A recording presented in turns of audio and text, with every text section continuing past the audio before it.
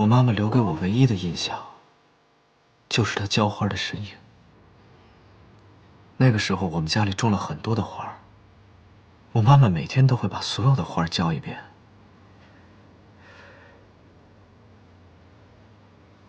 但是突然有一天，一次车祸夺走了我爸爸妈妈的生命。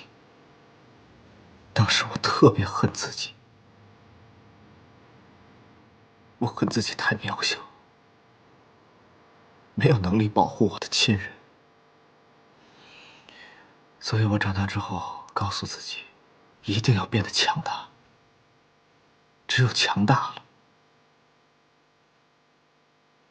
才能保护我的亲人。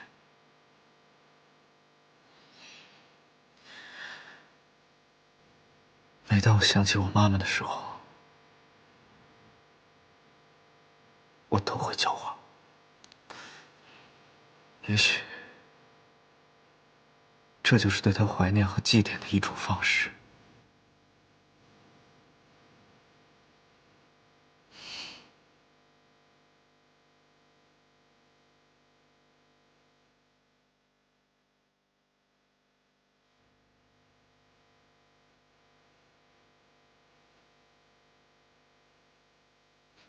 傻子，答应我，以后不要这样了。你和奶奶现在是我唯一的亲人，我真的不想失去你们。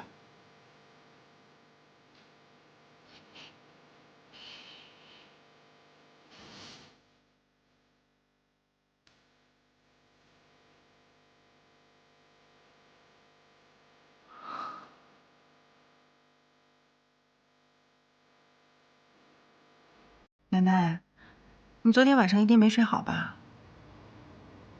你别怪我表妹，我代她向你道歉，你千万别气坏身子啊！不会的。自从锦溪嫁到我们家呀，一直是个安分守己的好姑娘，我们都很喜欢她。